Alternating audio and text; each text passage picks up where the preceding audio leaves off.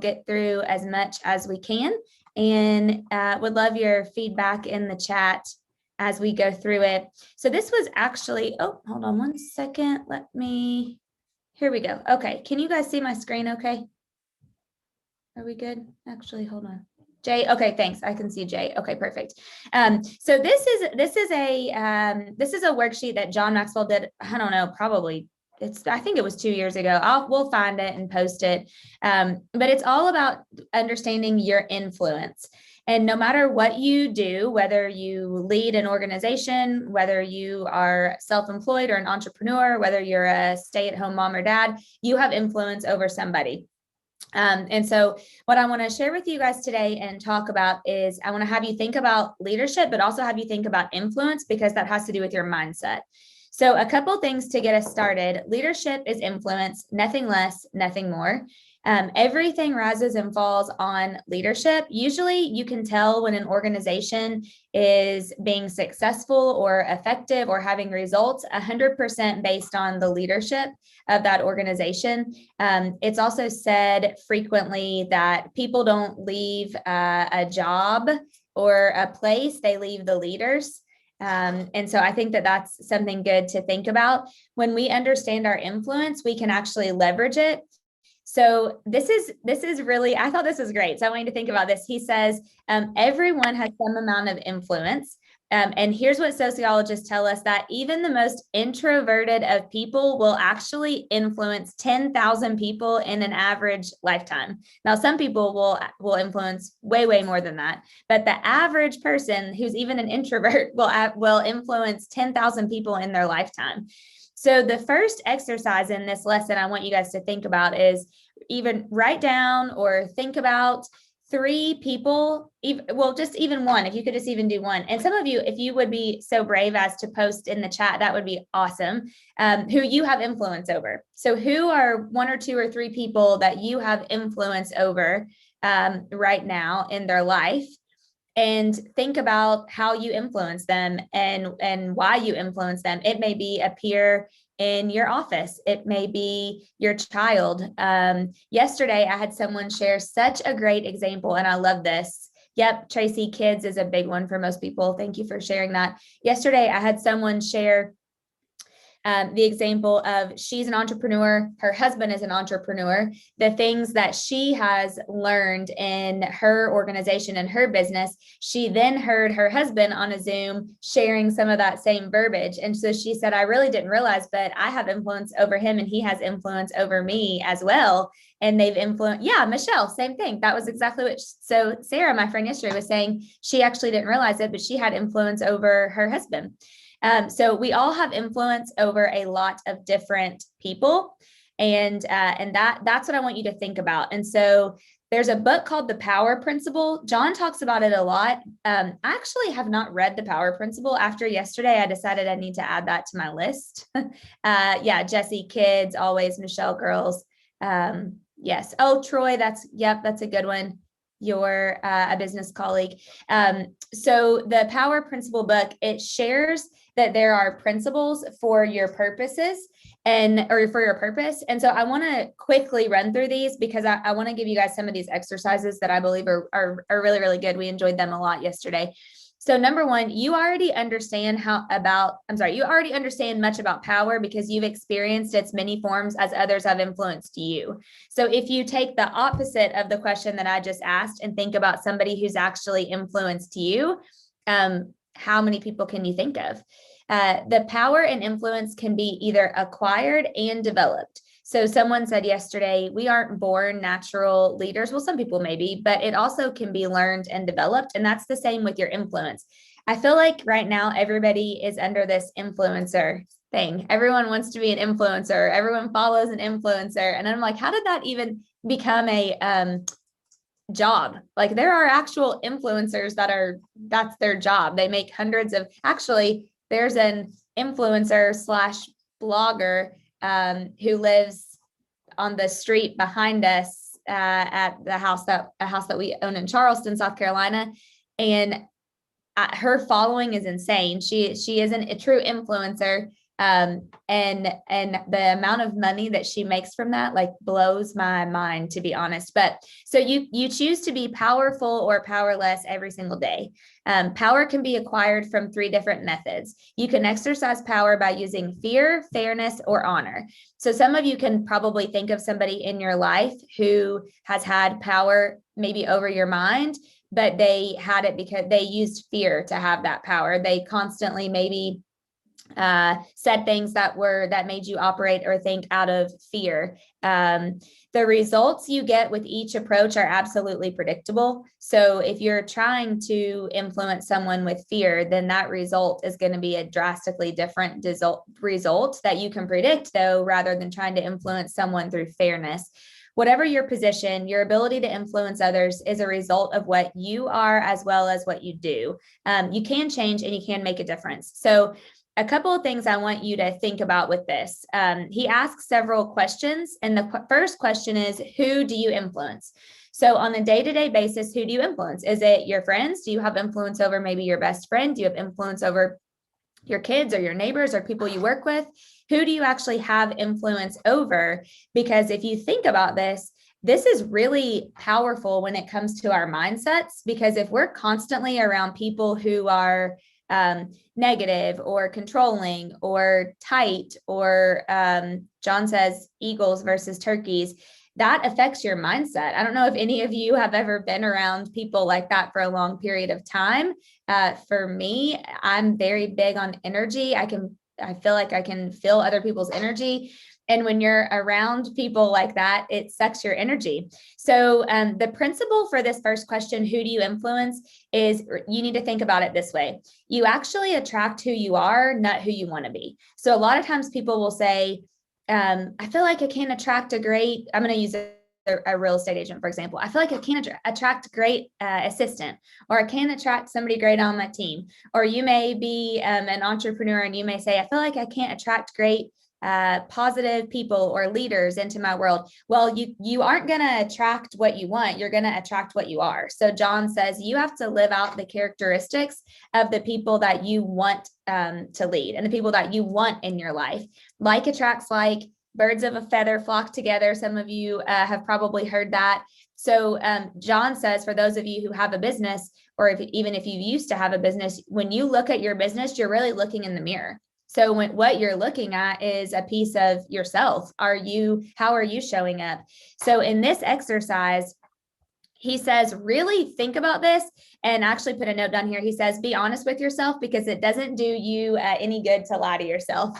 And I love when John says that, because instantly we all want to say, well, no, we all attract thinkers, and we all attract big picture people, and we all attract people who care about other people instead of themselves more. But the reality is we really need to really think about that, and then think about how much influence do we have on those people. Yesterday, somebody said, honestly, I mostly attract followers. I don't really attract a lot of leaders. I really just attract a lot of followers, and there's not anything wrong with that. But if you're looking for leaders and you're looking to try to attract leaders, then you might need to do some evaluation on that and think about how you can attract those people. And so you can go through this on the sheet, but I want to kind of go to a couple different things, because there's a lot, and you guys can go back and fill those in. But the second question is, how do you actually influence? So whether you influence, 10,000 people in your average lifetime, like they say, or whether you influence hundreds of thousands of people, how you influence them is going to determine how many, how long, and how effectively. It's all, how do you influence people? And so I want you to think about this. This kind of gets confusing, but this made so much sense to me yesterday. There are 5 different levels of leadership, and also how we influence other people. So the first level, if you start at the bottom, is positional leadership. So what this means mindset wise is you follow this person because you have to. They're your boss. You have a work time commitment to follow them. They influence you because you let them influence you, because you have to, right? You're getting a paycheck from them. Or honestly, for kids, you have to follow your parents and do what they say because they're your parents. And when they tell you to do something, you have to do it, right? You don't have a choice. It's a right that you have to have. Level 2, however, is permission, meaning you influence someone, you have influence over someone on level 2 because you've built a relationship with them. And the key value there is heart. You've gotten into their heart. They follow you and they allow you to influence them because of the relationship that you've built with them. But then you can move to the third level, which is production, meaning they follow you because they've seen you get results. So they've seen you be very successful. You have a great relationship with them. They see the momentum that you have, so they allow you to have influence over them. Then there's a level 4, which is people development, meaning at this point, you are starting to redevelop and reproduce other leaders. And so people are following you because that you have a great relationship with them. They've seen you produce the results. They've seen you help other people. They've seen you, if you've started a restaurant, then they've seen you go help other people start restaurants. Or if you are a successful business owner, then they see you you've gone and helped other people open businesses. They've seen you reproduce, basically. And at that point, they're loyal to you and they have a sense of loyalty. And then the pinnacle of leadership and of influence over other people is personhood, which is the very top. And this is because you've earned the respect. And usually at that point, you have a lifetime commitment from those people. So I'm going to use John Maxwell, for example. John Maxwell is at the pinnacle level of leadership. He has built the relationships. He has written more books than I think probably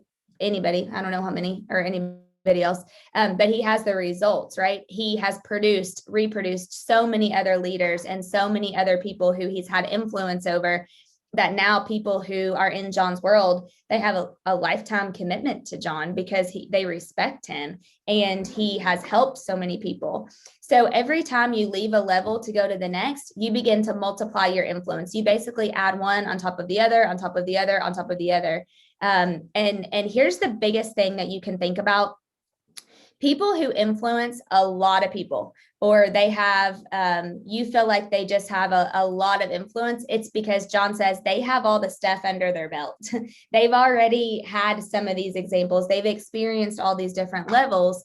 And so they are influencing more and more and more. And then they're influencing people to go out and influence other people. I think at the end of the day, when you think about being influenced or you going and influencing other people, sometimes it's easy to want to point it towards us, right? So I followed a girl, some of you may know her, Jenna Kutcher. She's like she's a social media entrepreneur, and she has master classes that you can follow her classes to grow your social media and to do different things with your social media.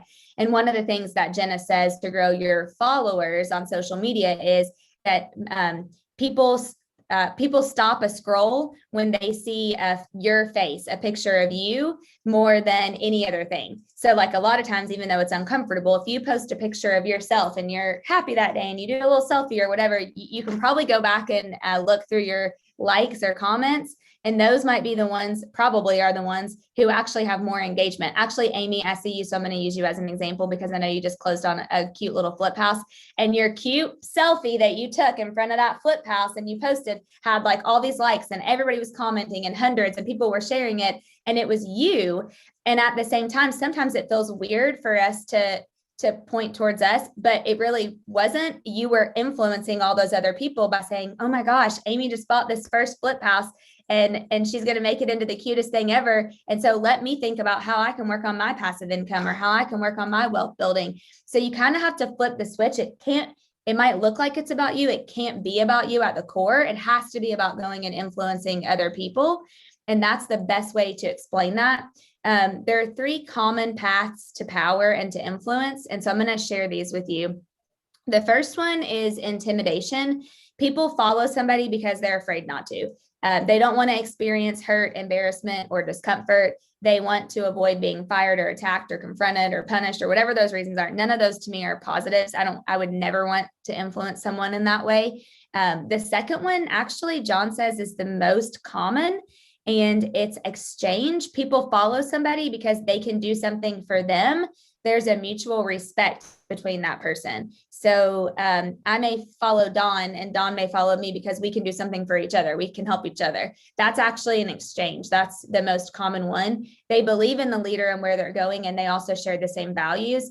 The third way is through honor, though. People follow them because the leader honors by serving them, by giving back to the people that you are influencing over. You're constantly figuring out ways that you can help them or give back to them or go serve them. And there's also a mutual respect, and they believe in you. So a couple of just thought questions that you can ask yourself. Remember, no matter if you're influencing 5 people or 50,000 people, what's the primary reason that people follow you? Why do they follow you, really? And then which of the 3 paths do you utilize most often of the intimidation, the exchange, and the honor? And it may just be your friends. I mean, you may be thinking, I have a best friend, and why do they follow me? Why do they have influence over me? This part, actually, yeah, I want to do this, but I want to make sure I get to another part that's really good as well. On this part, these are called attraction assets. And so actually, I really do. Okay, let me pause. I really do want you guys to think about this, because this made a lot of sense to me. It took me a couple of times to get it. But if you look at this attraction asset, this is how you personally attract people. So people who you influence over, this is how you attract them. Are you Dawn, you heard this yesterday, so I just saw that you're on, so you can chime in if you had any more ahas or thoughts. Sorry, you're getting a repeat. If you attract people, would you call yourself very passionate and enthusiastic? And that's how you attract people into your world. Or are you very insightful and you're very wise and you like to think through a lot of things? Do you have relational charisma? Is it easy for you to build relationships? Do you have a productive ability? Can you just get stuff done? Like, you are productive, you can knock it out, you can get stuff done. Do you really lead and influence other people through character and courage? Are you the first one to always take a risk? Do you pride yourself on the character that you have? Do you feel like you have great communication skills? There's nobody who has better communication skills than you do. Or do you operate a lot off of just your natural gifts and talents? So if you think about this, and some of you probably have a little bit of a lot of this stuff, but what I really want you to think about is which one would you automatically, at some point, there's one that jumps out to you that you're like, oh, that's me to a 10. Other ones, you're like, oh, I probably am that, but I'm probably like a 7 or an 8. Like for me, probably passion and enthusiasm jumps out like right off the bat, and relational charisma. So those would probably be like my top ones. But I see Michelle, you're number 2. Yep. Yeah. So I would say, Heather, what do you think you are? The thinker? That's what I was going to say. Okay. So I would say Heather is probably insight and wisdom. She really thinks about things. And so for me, it's really important for me to have somebody like that in my life, because I tend to go, that I need like somebody that can observe and assess and then really think through it. So you have to really think about, when you're influencing people, your influence, you're attracting who you are, but you may need some of the other ones where your gaps are, if that makes sense, so that you can fill those holes. If you think about question number 3, how many people do you influence? This is just sheer volume. It's as a leader, you'll always rise or decline to the number of people that you can influence, guide, and lead. You need to think about, how can you lead in the future? How many can you lead in the future? But how many can you lead at this moment? And there's a big difference. And I like this. My favorite part of this, and I'm going to tell you guys a funny story too, but the difference between these 2 lines is determined by 1, your leadership ability. That's just your natural giftedness. Number 2, your willingness to change. John Maxwell says over and over, the biggest issue that we deal with ever is how much are we willing to make a change. Naturally, a lot of people like change. Will you type in the chat yes or no if change is easy for you? If change is like easy for you, yes. If change is more difficult, type no in the chat. I'm interested to see. Easy for you? Oh, that's good. Wow, you guys are, oh my gosh, Michelle. Okay, you guys are much better. Change is not easy for me. I'm a no. I am willing to change. I'll change quickly, but it's definitely not easy for me. I know my mom's on. She's probably like, yes, that's so true. I really struggle with change. I don't deal well with change. I get anxiety with change. I have my whole entire life. But I always wish that it was easy for me. But the reality is it's just not my natural tendency. And so John says people are satisfied with old problems instead of new solutions. And some people only want to change if it's their idea, actually. Does anybody know somebody like that? You only want to change or you only want to do something if it's your idea. Otherwise it's not, right? So yeah. Troy, I like that. Change for the sake of change. No, I do have some control issues. Change for the good. However, I embrace. I agree. Yes, I'm very similar to that.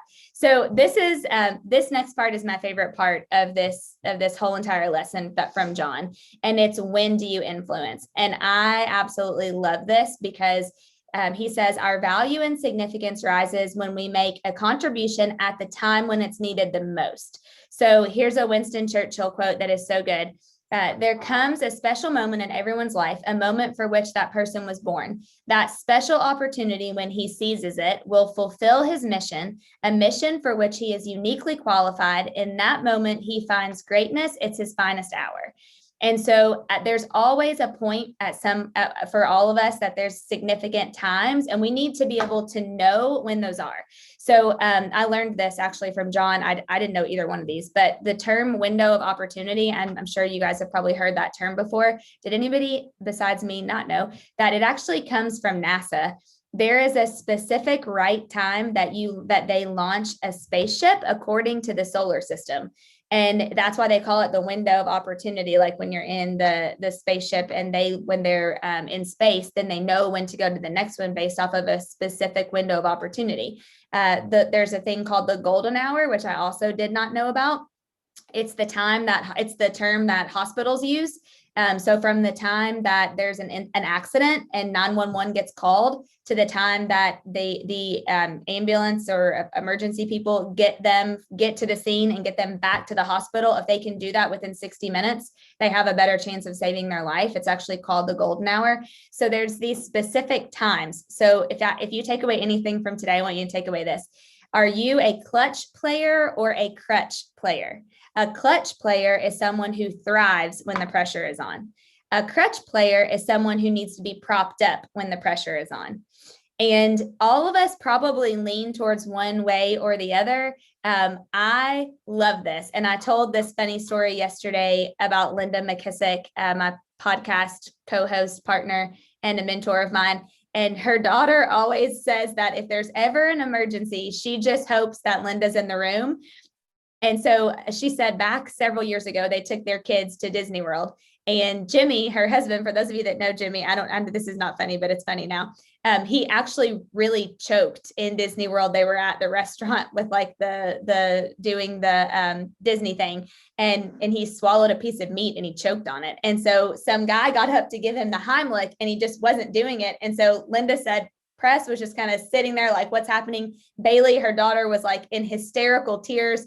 Her daughter's friend was with him and she was crying and Jimmy was choking. And Linda said she just got up and she's like, you get off of him. You come over here, go over there. So she like pointed to the biggest guy in the room and she's like, you give him the Heimlich, start doing this, start doing that. So she was like already ordering and directing people. And so her daughter said ever since then, if anything ever crazy is going to happen, I just hope that Linda's in the room because Linda will say, you do this, you do that. Like when the pressure's on, she's like, okay, let's go.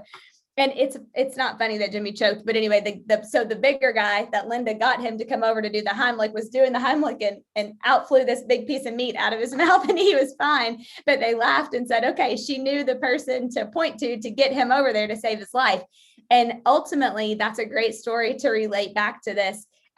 Who are you surrounded by? Because honestly, you guys, that affects our mindset. Are you around clutch players or crutch players? And who are you? And which one of those would your people say that you are? I know that when something's happening, I mean, I want to be the one that's like, hey, let's go, let's figure it out, let's get it done, and let's do this.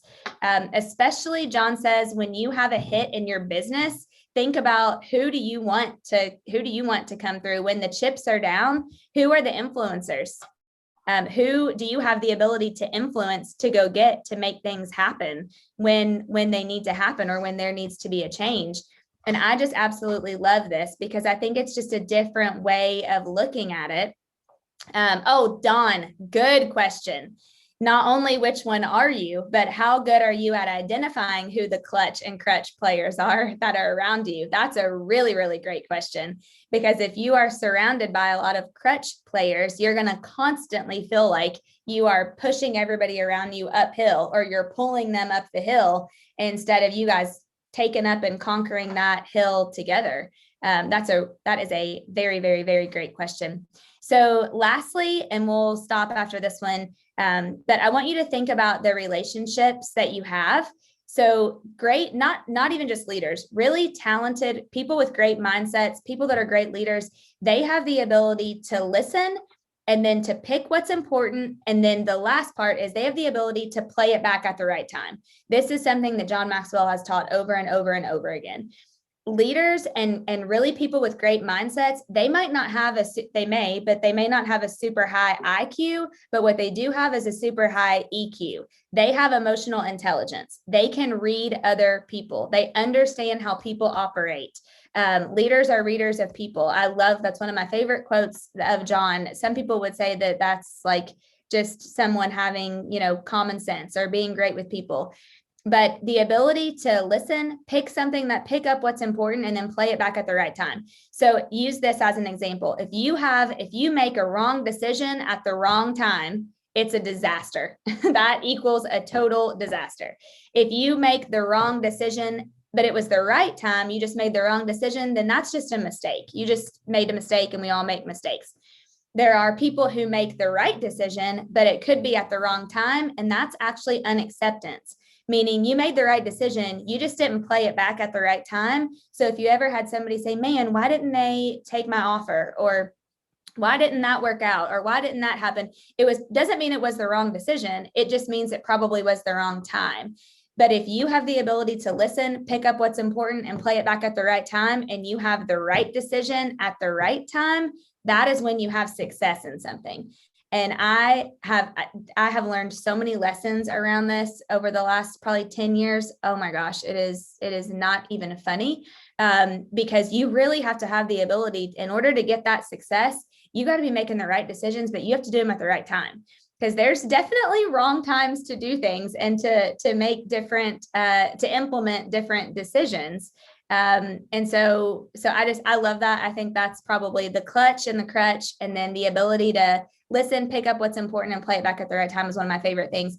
And so I relate all of this back to mindset today, you guys, because when you are in a zone, when you're having a lot of success, and whatever your definition of success is, because Milton's is different than Stephanie's is different than Monica's is different than mine. So we all have our own different definition of success, but whatever that is, when you're feeling it and you're in your zone, how great is your mindset? You feel good, right? Your mindset is in such a great place. And you have the momentum, and it just pushes you forward to go do all the other things. So we'll pick up and finish the rest of that next week. Hope you guys liked it. And I know it was a lot today, that I wanted to get through as much as we could. And so that printout is in the Facebook group. Don't forget, in the files. And you are very welcome. Thanks for being on, Milton. Thank you, Monica. Thank you guys so much. Have a great rest of your week. And I feel like I should maybe start giving out some of this swag. So I'm going to work on that. Yes. Okay. Perfect. Okay. See you guys. Thank you. Bye-bye.